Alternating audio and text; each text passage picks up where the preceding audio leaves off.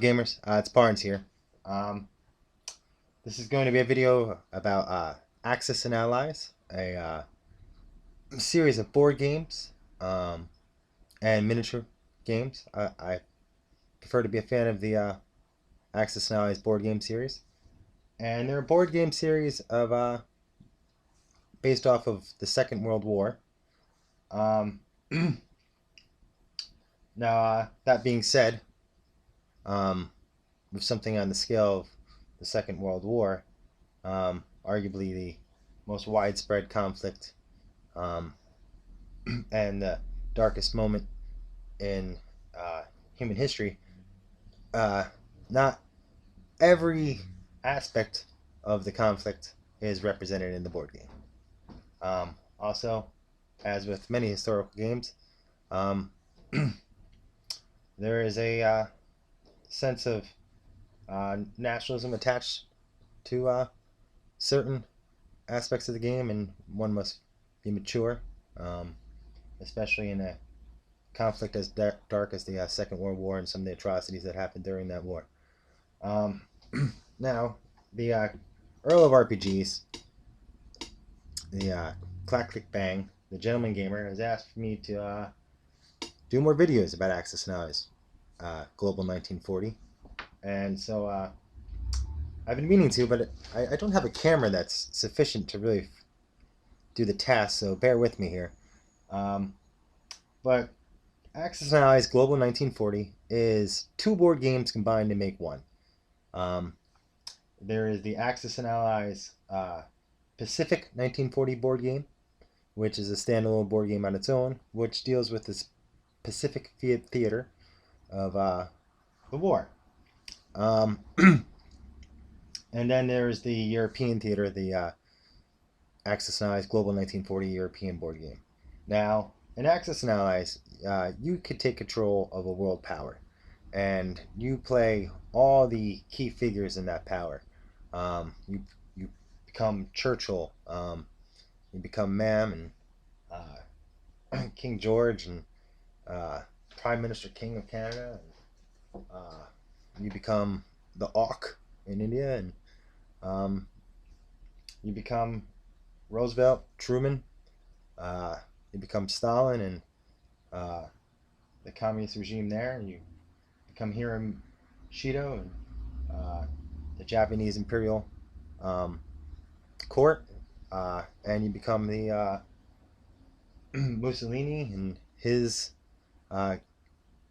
government in Italy, and you become Chiang Kai-shek and Mao Zedong in your struggle against Japan.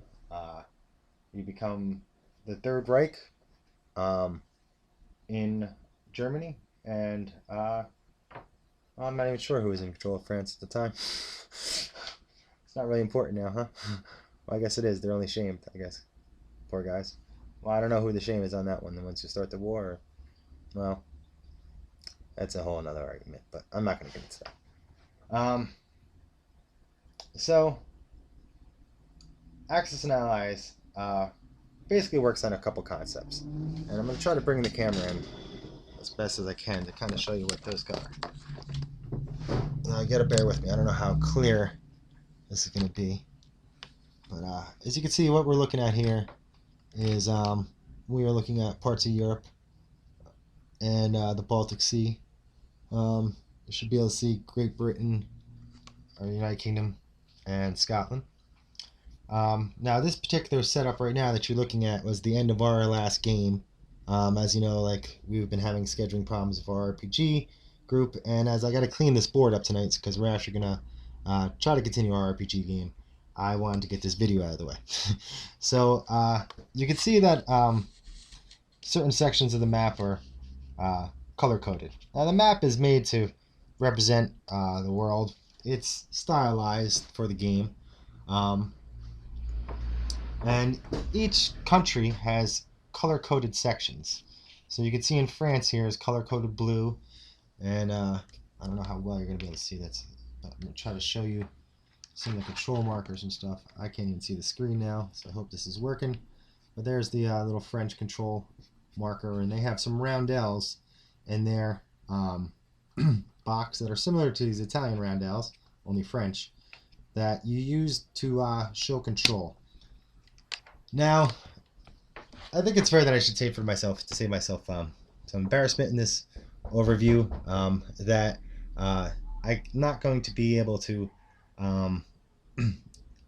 give every detail about the game because it is pretty crunch heavy. There's a lot of variants, as many variants as you would find in an RPG. Excuse me 1 second. I don't know how to pause and keep moving. Come in! Hello? Hello? Hey, Mike. It's Wayne. Hey, Wayne. How you doing, man? Good, man. I'm in the middle of making a video. Should I come back? Well, I really can't help you at this time, actually, unfortunately. Oh, okay. But maybe tomorrow I can. Okay. All Yeah, right. that's cool. I'll stop in again. All right, buddy. All right, take it easy, man. Times at the antique shop never stop. Anyway, so here we go. Picked up some cool stuff in the antique shop this week. I don't know if I should start making videos about that.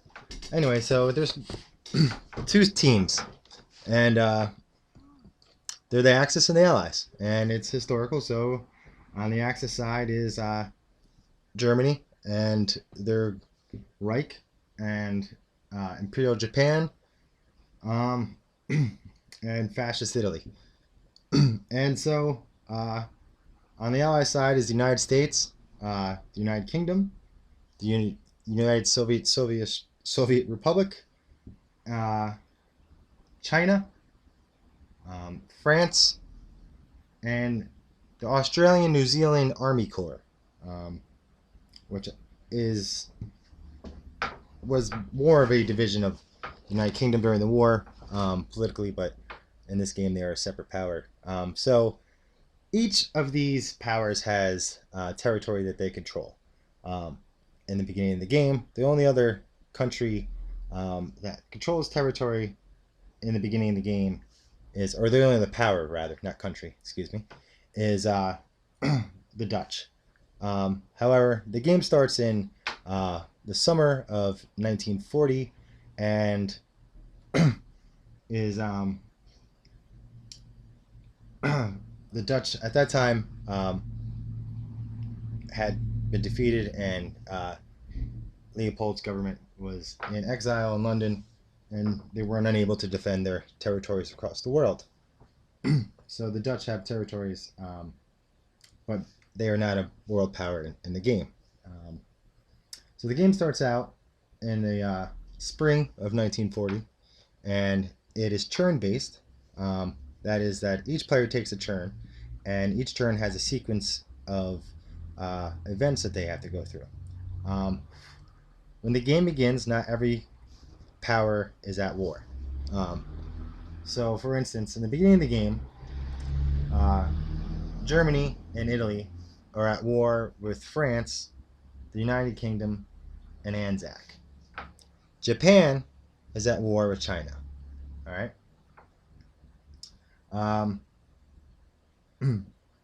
Germany is also occupied Holland, Belgium, so they're at war with the Dutch, even though the Dutch aren't a power in the game.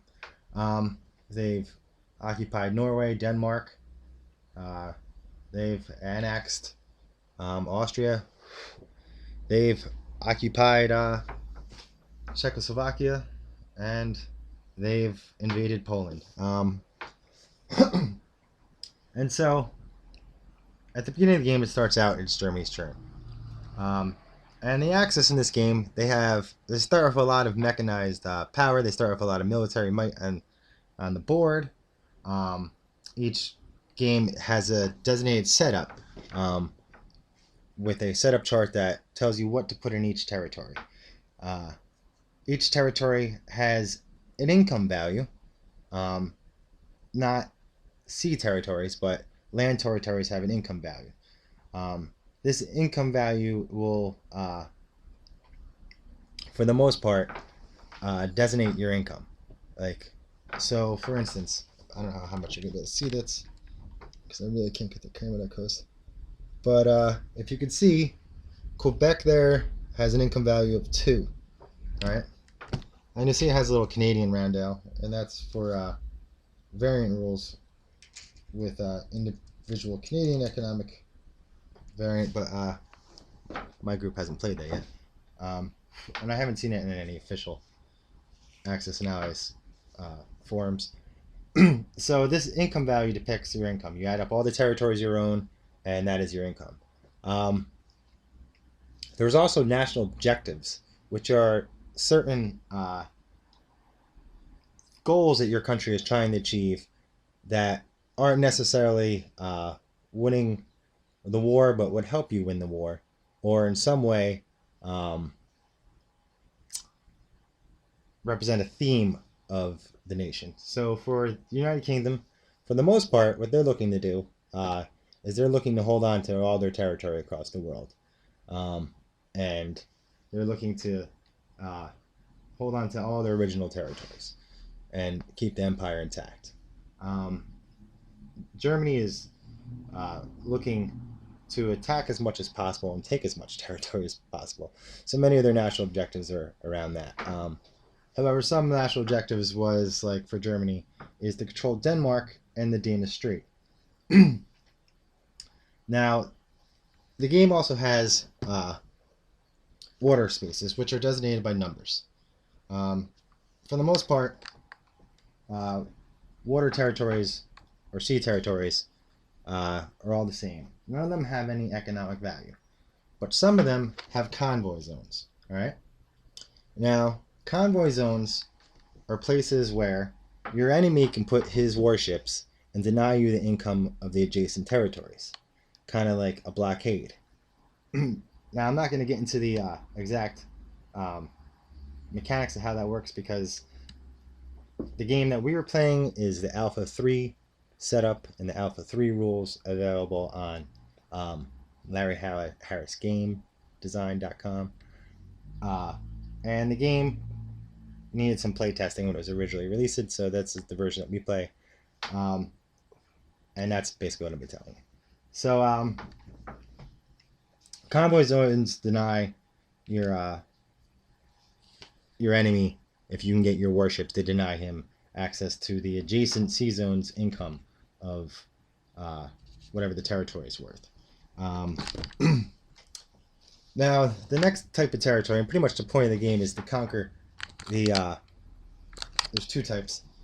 Like Washington here is a marked territory, and it's a city. There's victory cities throughout the map, and they are Washington, London, Paris, Berlin, Warsaw, Rome, Cairo, Calcutta, Stalingrad, Leningrad, Moscow, Tokyo, Sydney, what else? Manila, Hong Kong, Shanghai, Honolulu, San Francisco. Those are all the victory cities, I believe. Now the goal is for control of the victory cities. Some victory cities are capitals. Capitals are places where a world power's income is generated, and it's their capital, like in real life. So, for instance, the United States capital is Washington in the global game. In just the Pacific game alone, where Washington isn't on the map, it's San Francisco. But in the global game or the European game, the United States capital is Washington. The United Kingdom's capital is London. Germany's capital is Berlin. France is Paris. Italy's is Rome. Tokyo for Japan. Sydney for Anzac. Moscow for USSR. Now, in order to generate an income, you must control your capital, right? Without a capital, you can't generate income or research technology. Now, you research technology by paying money, and there is a 1 in 6 chance per how much. It's $5 per dice. You can buy a dice. There's a 1 in 6 chance per dice that you make a research. You can only make one research breakthrough per round. The game order is Germany, the USSR, the United Kingdom. No, wait. Germany, USSR, Japan, United States, China, United Kingdom, Italy, Australian, New Zealand Army Corps, and France goes last. So that's the order. each turn consists of different sequences. So at the beginning of the turn, you're going to be researching technology. And there's 12 different technologies available in the game on 2 different charts. You get them randomly, though you get to pick off what chart you're going to roll once you make a breakthrough. You achieve a breakthrough by rolling a 6 on a dice. Each dice costs $5, like we said. These researches, they change how, they're almost like feats in role-playing, and they change how each piece interacts, or some pieces interact, or some fashion of the game interacts with you. So then, after you research, you want to repair industrial complexes. Now, I should probably start telling you about the pieces. So, we're going to start with what is known in the game as infrastructures, I guess. And there's 4 types of infrastructures. There's industrial complexes, which come in 2 types. There's major industrial complexes, which can produce 10 units, right? And they can receive 20 damage, right? After 10 damage, they become inoperable. They receive damage through strategic bombing raids using strategic bombers. Or if you're using the tactical bomber rule that allows them to give damage to industrial complexes, then you can also use your tactical bombers. And then the other type of industrial complex is a minor industrial complex, which can produce 3, and it can receive 6 damage. Once an industrial complex has reached the equivalent number of its production value, it is inoperable.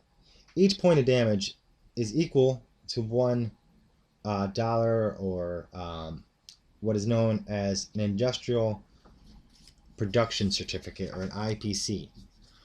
Every IPC, one IPC represents 1 man working 1,000,000 hours, or 1,000,000 man working 1 hour.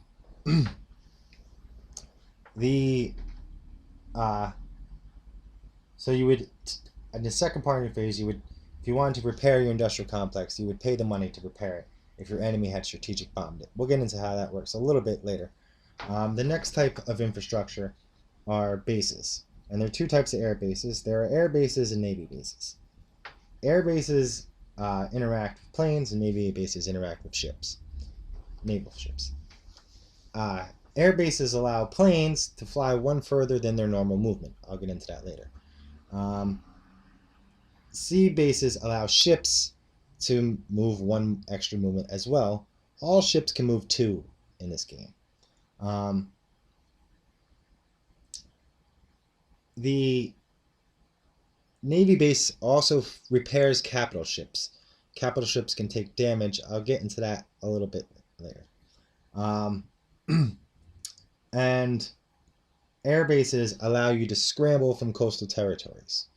So that means that if an enemy was attacking an adjacent sea zone, some of your ships there perhaps, or trying an amphibious assault, you could scramble your fighters and your dive bombers against to defend that sea zone. What else? The next type of infrastructure are anti-aircraft guns, or AA guns for short. AA guns take out enemy airplanes before they have a chance to fire at you. Right? Now all these pieces have different values. An industrial complex, a major one, is worth $30, or 30 industrial production certificates. They can only be placed on territories that are worth at least 3 in the game, which are rare, and it must be a territory that your country has controlled since the beginning of the game. Your power has controlled since the beginning of the game. You can't put it on conquer territory. Minor industrial complexes cost 18, and they can only produce 3 men, or 3 units there. When you buy units, you can only place them in places where you have industrial complexes. The max amount of units you can place in a place is the value of the industrial complex. They cost 18, and they can be upgraded to a major, provided that it's on a space that you've owned since the very beginning of the game, and it's worth at least 3. It can be upgraded to a major complex for $20. Air bases and Navy bases both cost 15. They can be placed in any territory that you control. It doesn't have to have a specific value or anything like that. You just have to own it. And an air base and a Navy base helps your allies as well, not just you. Or your friends, I should say. Because Axis now, I could get confused if I use that term. Anti-aircraft guns participate in combat. And what they do is they defend land units from attack. Alright? So when air planes come and attack land units in a territory, or whatever units are in the territory, a land territory that is, they get 3 free shots per AA gun. Now they only get 1 shot per plane, but each AA gun has the capacity to shoot at up to 3 planes down before the planes come and get them. That is at a 1 in 6 chance. Now you can get technology that changes that, but that's at a 1 in 6 chance. So each one of these will shoot at each plane up to once, and each one of these has up to 3 shots. It can be taken as a casualty in this version of the game during combat. So that means they can fire at the planes, miss or hit, and then be taken as first round casualties because they don't do anything else. They only fire during the first round of combat, and I'll explain that in a minute, or probably 15, depending on the length of this video. So those are the infrastructures. Now, the game also has neutral territories. And there's 3 types of neutral territories. There's true neutral territories, which is like Spain here.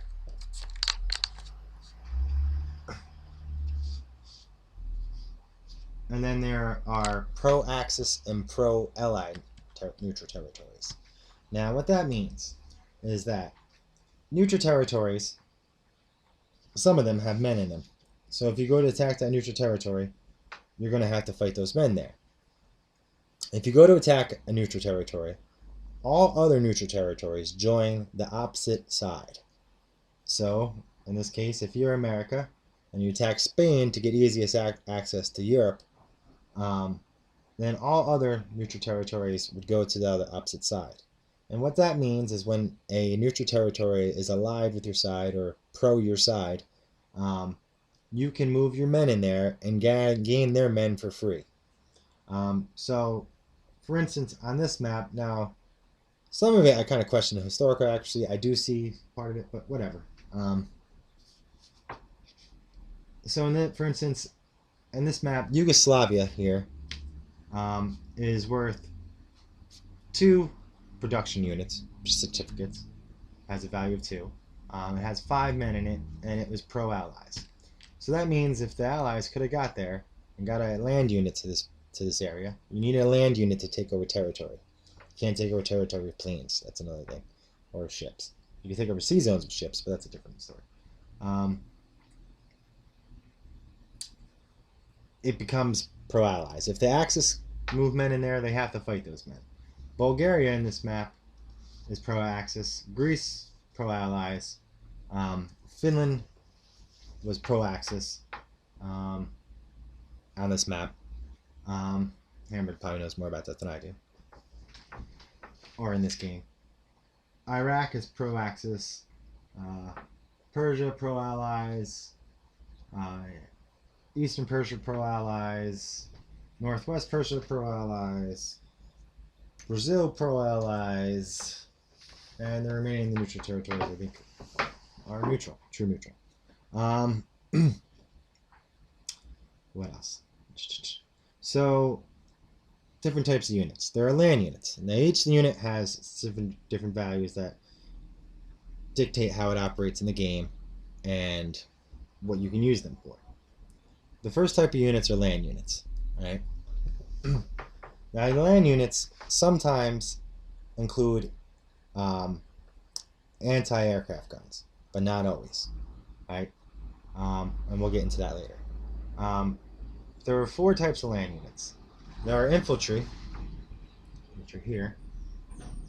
Now, infantry, they have a value of 3, so they cost 3 to produce.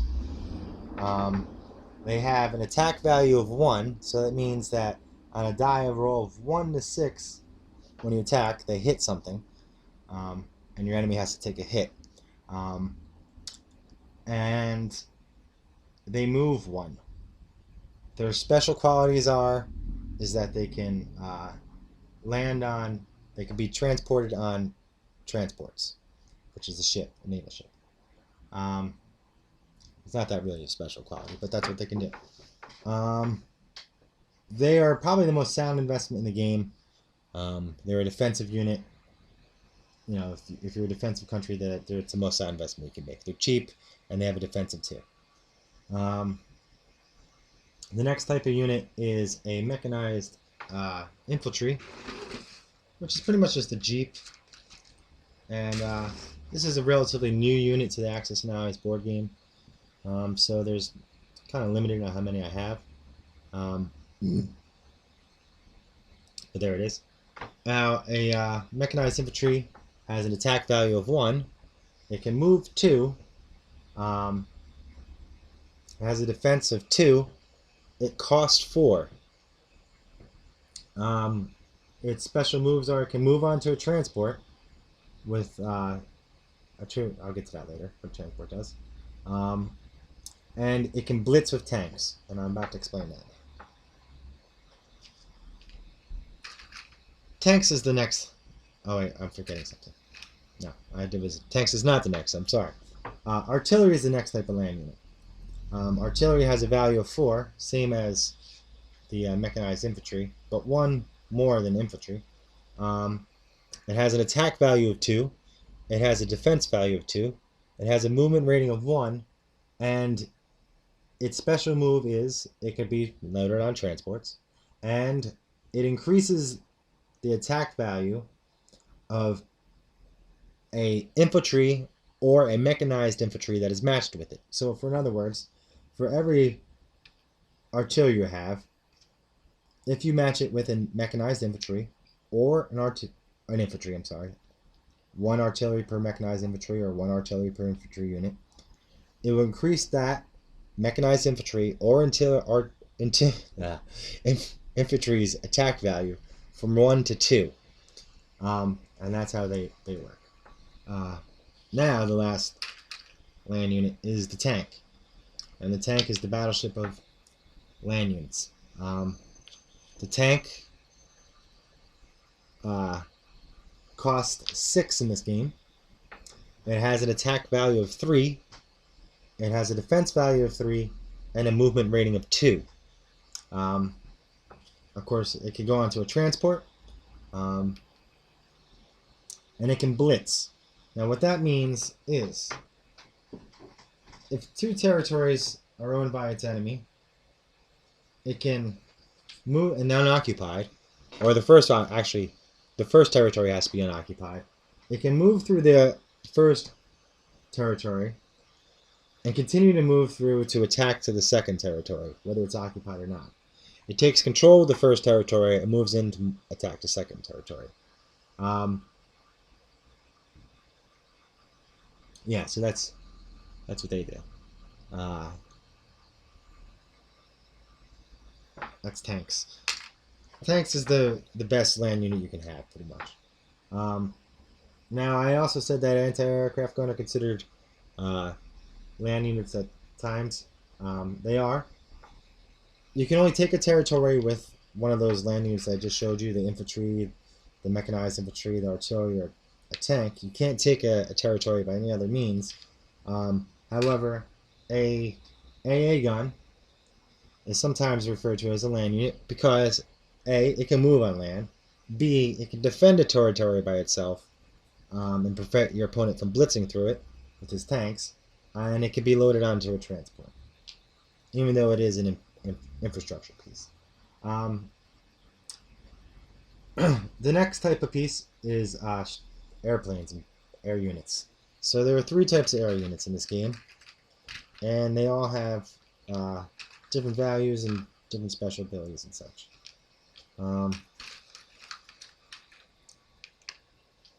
The first type of air unit is the fighter. And the fighter is the cheapest of the air units. And it's also the best at defense. So, fighters cost 10.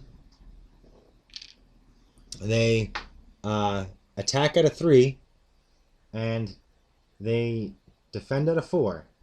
They may be loaded onto aircraft carriers, which we'll talk about later.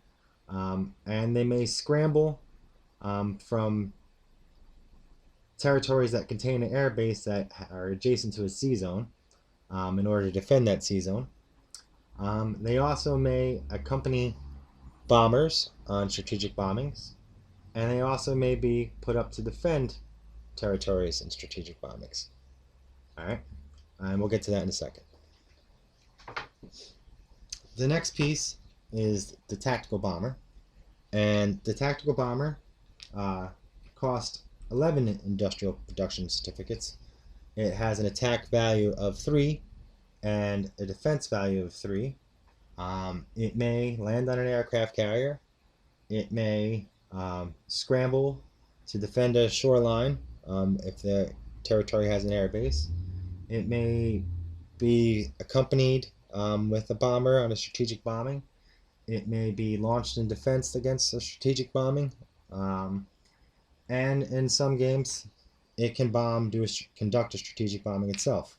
It also will increase, if it's accompanied with or matched with a fighter, its attack value increases to 4.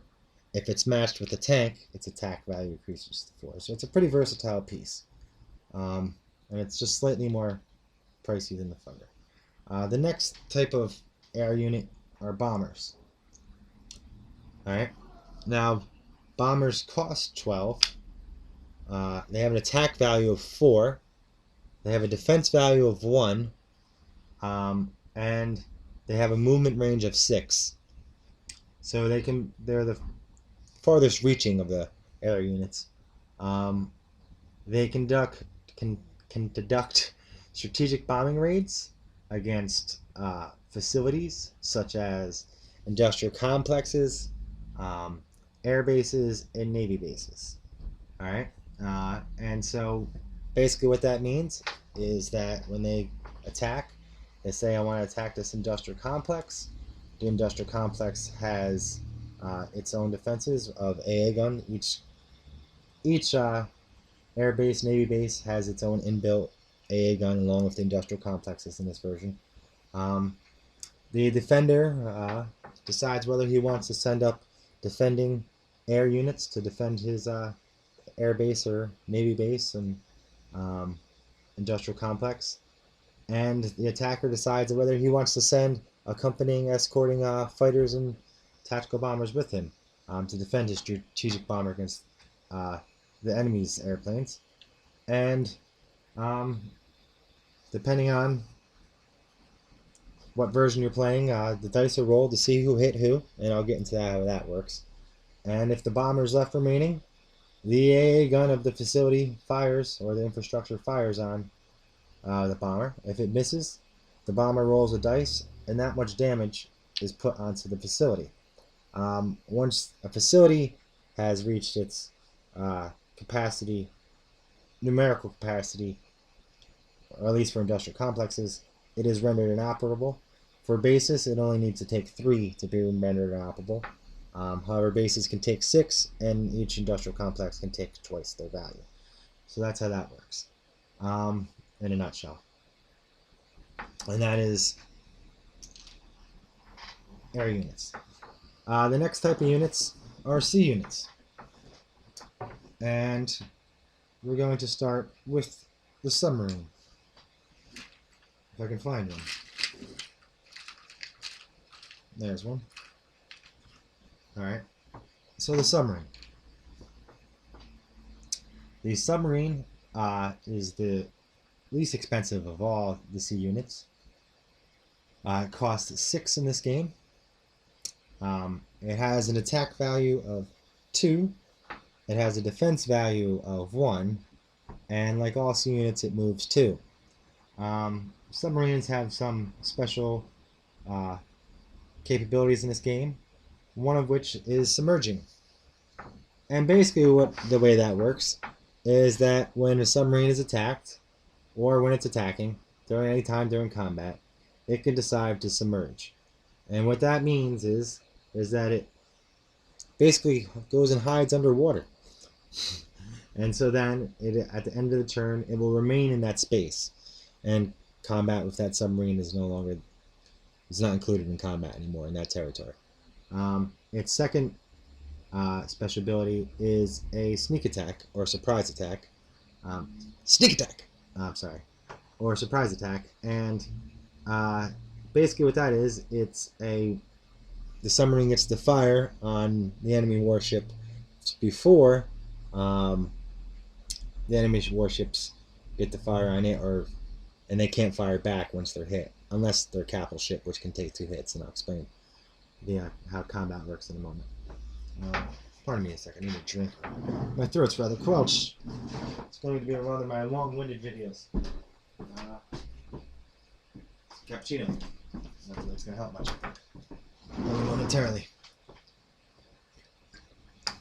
So subs can only hit ships. They can't hit aircraft. Only aircraft and naval units can participate in battles in sea zones. Some sea zones, like the 98 to 81, which you're not going to be able to see, but this is the Suez Canal. A power must control both sides of the canal, which is Transjordan in this game and Egypt, in order to go through the canal. In Central America, the Panama Canal is one inside of one territory, so you only have to own Central America. I mentioned straits. There's 2 straits in the game. Gibraltar is one strait, which means you have to own Gibraltar in order to get through the strait. You have to have actual possession of it. Gibraltar starts out in the hands of the United Kingdom. And Denmark, which starts out in the hands of Germany and the Baltic Sea. And so the next type of piece is a destroyer. And a destroyer costs 8. It has an attack value of 2. It has a defense value of 2, and like all ships, a movement rate of 2. This destroyer is the anti-sub. And what that means is that when a destroyer is present with an enemy sub, it takes away all the special qualities of that submarine, or any submarine in that zone, or all the submarines in that zone, as a matter of fact. So if there's a destroyer present, subs can't submerge. They can't sneak attack, and in addition, submarines normally can't be taken as casualties by planes, but since they can't submerge because there's a destroyer present, they can be taken as casualties by planes if there's planes present. So in that sense, there's kind of a gamey sense where there's a few gamey things about that game. You could say there was 10 destroyers, not 10 destroyers, 10 submarines rather, and you sent in a destroyer and 10 planes. Those planes would get to attack on the submarines. The submarines couldn't hit the planes because submarines can't hit aircraft, and the only thing the submarines can hit is that one destroyer.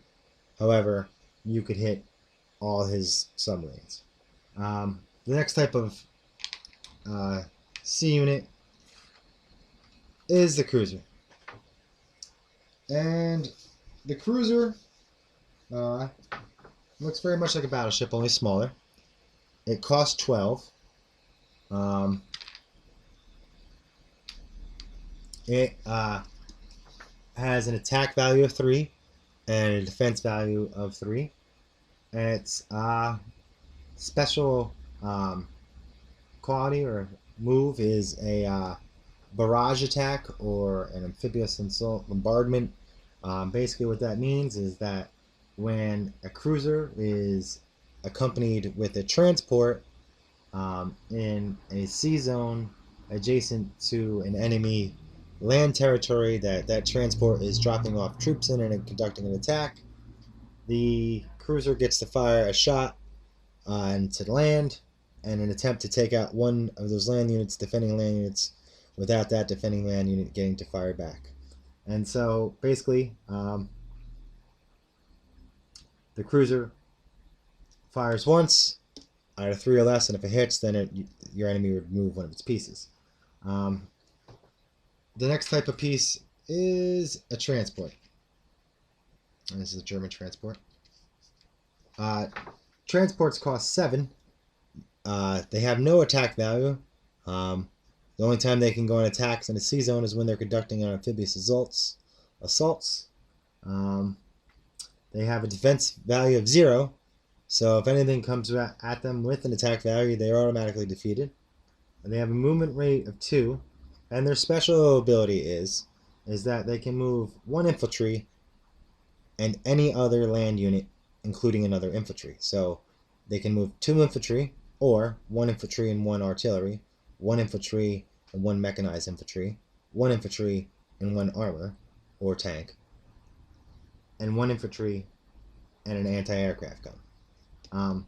So 1 infantry and anything else can fit onto a transport. A transport can load and unload in the same turn. It can pick up from more than 1 territory. However, those pieces must have been there at the beginning of your turn that you're picking up. However, it can only unload into 1 territory. Once a transport unloads, it's stuck in that space. And if it's accompanied by a battleship or a cruiser, it can conduct a shore bombardment or an amphibious assault or a barrage, whatever you want to call it. There's a couple different terms in it. I forget what it's called exactly in this version of the game. The next pieces are the capital ships. And there's only 2 types of capital ships in this game, and they are aircraft carriers.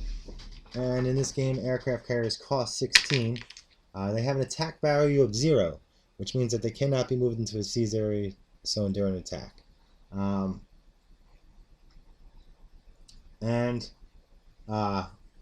Unless I think if they're needed to absolutely be there to land. But I don't see how that is. And they could take 2 hits. They cost 16. They have attack value 0. They have a defense of 2.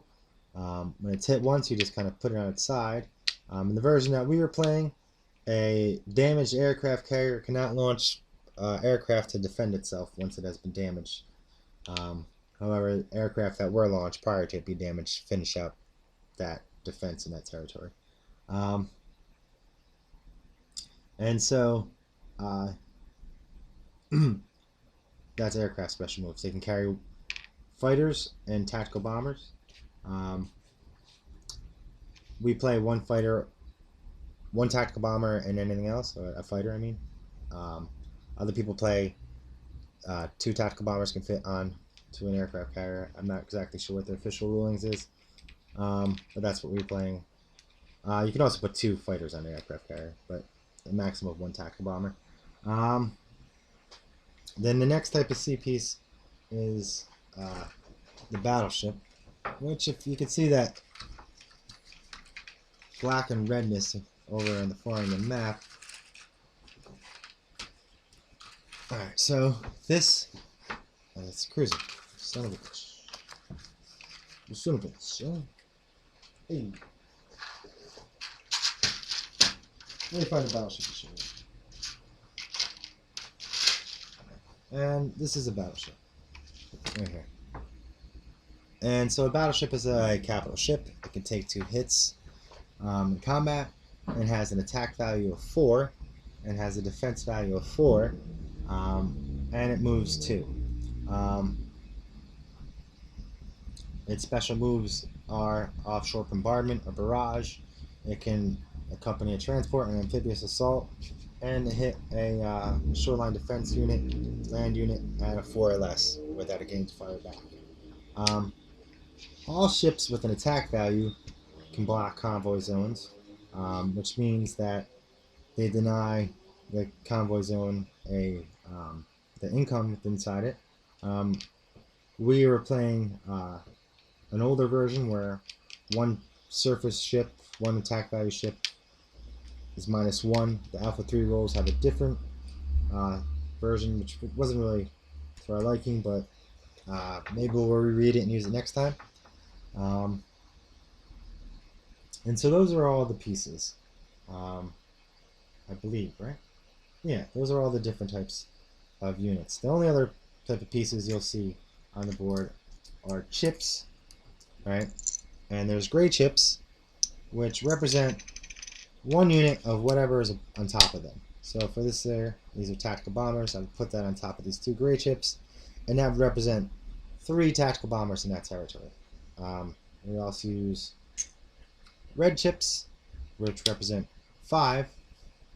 So in this case, there'd be 2 red chips, and this 1 infantry would equal 11 infantry.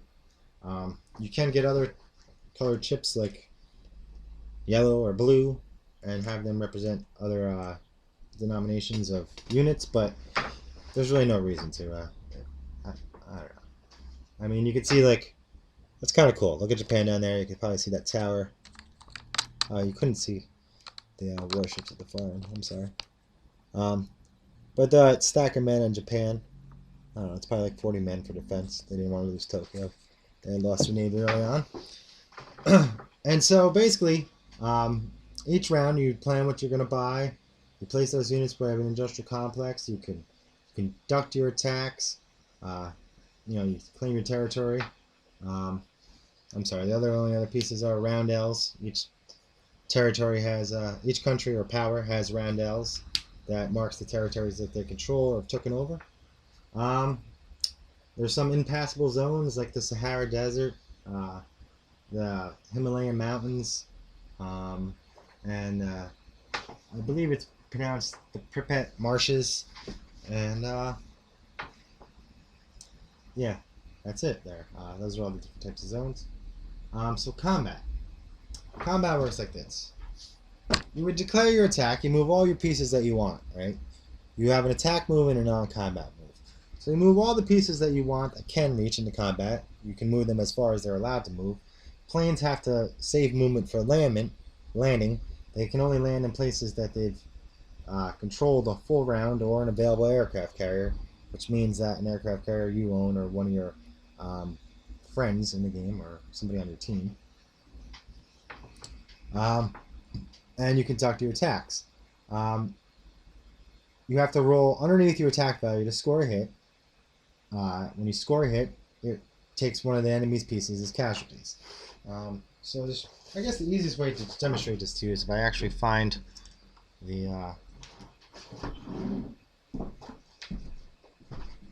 here it's called. It's this chart that shows all the attack values and defense values. And I think we just have to memorize it. We never really use it. We just kind of look at it and tally up what the values are and then roll the dice. Anyway, so we'll just go to a hypothetical scenario. Clear this out of here.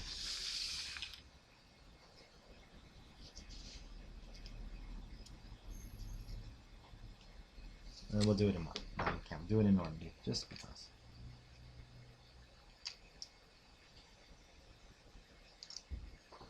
Alright, so here we have German-controlled Normandy.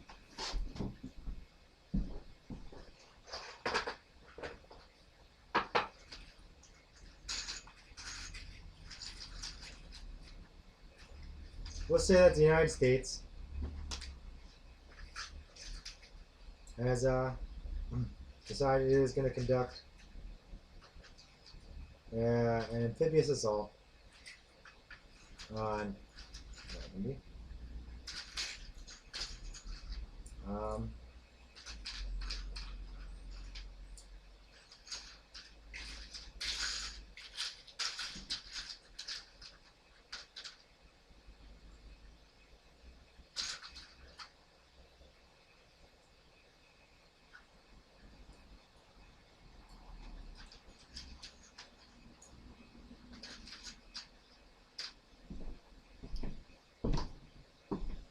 So, let's say that they decide to land in Normandy. say the United States fleet is here. From Germany. Give that back to the UK, so that makes sense. We'll say the United States is here in 104. They have with them 3 transports, each with a man. And then they have an artillery unit, a tank, mechanized infantry along with it. And they have a battleship, an aircraft carrier, and a cruiser. Okay. So let's just say this hypothetical situation was going on. I'll show you how combat resolution will work for this scenario. And the Americans decide that it's their turn.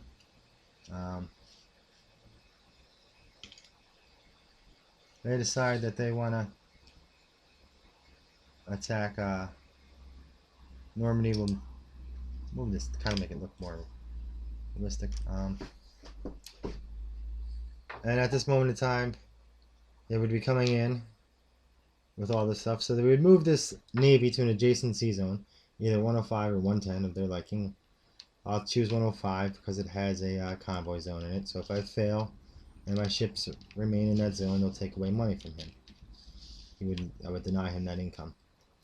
And so I would conduct an amphibious assault here, where I would land these troops in Normandy. I would launch my planes simultaneously on the attack, and my bomber from London, and I would move them into Normandy on the map. I would look at the map and I would say, all right, well, I have 3 transports.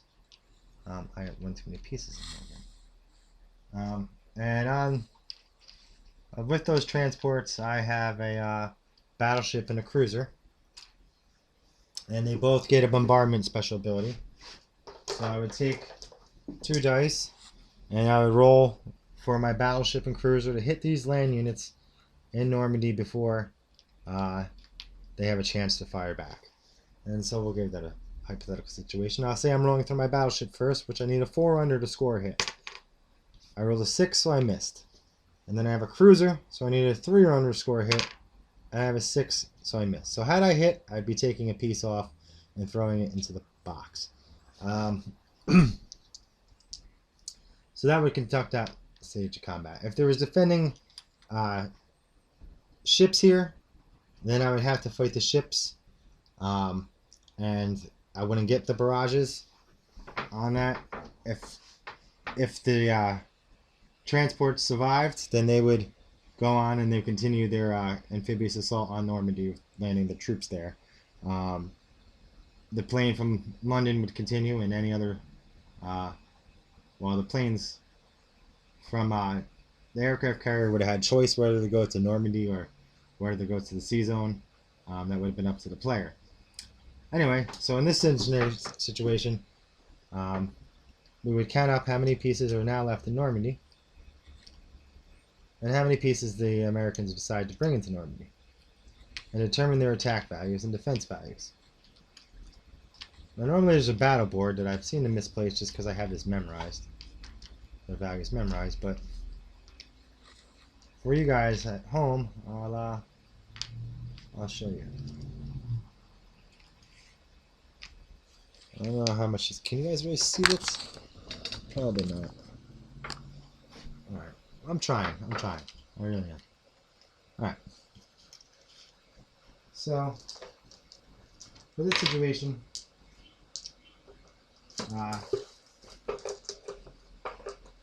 Americans would have 2, they would have a bomber, or a strategic bomber, an attack value of 4. They would have a tactical bomber that's accompanied by a fighter or a tank. So that has an attack value of 4. I have a tank which has an attack value of 4, and a fighter which has, a tank that has an attack value of 3, and a fighter has an attack value of 3. So I have 2 3s, and then I would have an artillery which has an attack value of 2, but it takes a infantry or mechanized infantry, and it increases their attack value from 1 to 2. So I would have 2 2s there.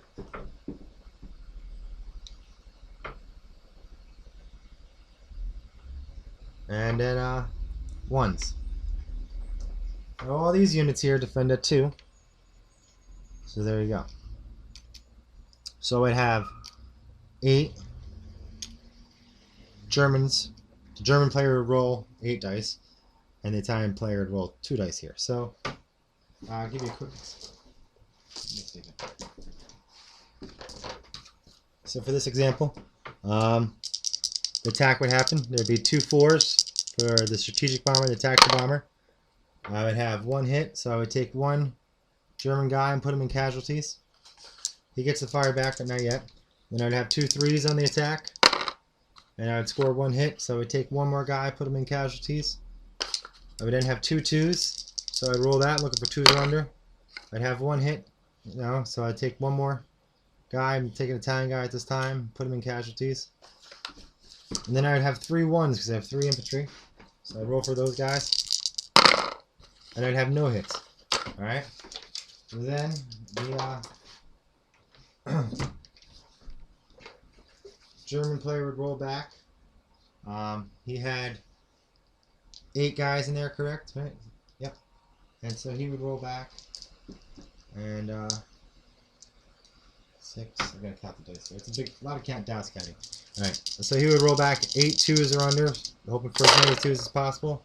And in this roll I would have scored 4 2s or under. So I would remove my casualties of the Germans. Americans would select their casualties and take them off the board. And now the Italians would roll. And they have 1 casualty and 2 guys, so that's 3. So they have 3 dice to score 2 or under. And they scored once. So the Americans would lose this artillery. Now normally, I would also remove this Italian guy. Normally, you could retreat if you were coming from an adjacent land territory, if you're the attacker. But in an amphibious assault off a transport, you can't.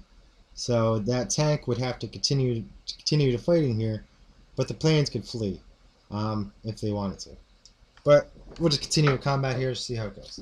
So I'd have 2 4s with the Americans here with the 2 bombers, the tactical bomber, strategic bomber, and hit 1 hit. So I take 1 casualty from the Italians. And then I have 2 3s for the fighter and the tank. And I'd have 1 hit. And so I lose the other Italian guy.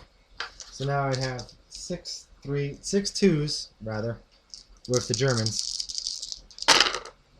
And I'd have scored 3 hits that time. And so that would basically say to the Americans, alright, well, we've lost enough. We can't take the territory because I'd have to lose the tank because it's only worth 6. The fighter's got a value of 10. The tactical bomber's got a value of 11. And the strategic bomber has a value of 12. Now I still have 2 Italians to roll for. They can still hit. They missed. So the Americans would have to say to themselves, well, you know, there's 6 guys. I could leave the tank here and continue to fight, or I could take him as a casualty right now and realize I'm not going to take Normandy this round and fly my bomber back to the UK. And that's, in a nutshell, kind of how combat works. There's some special moves in certain situations on the map or whatever that change it, or you know, certain preferences of things you want to move. You lose based on your goals, your plans for the next move, your strategy, the value of the pieces and their capabilities, and also the quantity of them and what side is defending. You may be coming to situations where defending, you'll be fighting 2 forces. You'll never be fighting 2 forces attacking. You'll never be attacking 2 forces. There is some variant rules that allow the United Kingdom and United States to make a combined attack on Europe once per game, like a D-Day type of Allied invasion feel. But that's it. So this game, it's a pretty cool game. Me and my friends like it a lot. We've been playing it a lot lately. It's one of my favorites. It's near and dear to my heart. If you're interested, you could still probably get it at your hobby shop or whatever. Try to give you a better look at the board. The board's about 6 feet long, and it's about 3.5 feet wide. Try to give you. I'm running out of power here. That's Anzac here. Got taken over by Italy. I actually ran out of Italian roundels. China doesn't have a capital, so as long as they have income and they can just put men up, they can never be taken over. And as long as they have territory, they don't use industrial complexes. They just put men up. They can only put out men out. They're the only country with such a restriction like that. And they can only purchase infantry. They can purchase artillery from the United States if the Bremer Road is open. There's Western United States there. Anyway, if you are interested in this game, I hope this video has been somewhat useful to you. If you are interested, I encourage you to shop around because it's kind of pricey. You can get ripped off a lot. I've seen it going for $350 for the European and $200 for $250, $300 for the Pacific, and I've also seen it as low as $79 online. So really want to shop around about that. And if you guys have stood on this long, that's cool. I hope this video has been informative to anybody that might have interest in playing this game. I rather enjoy it. My friends enjoy it. There is a little role playing there. There is some role playing involved to some extent. We'll kill them out on the beaches, on the shores. People like imitate world leaders at the time. I've even been guilty of doing that Hitler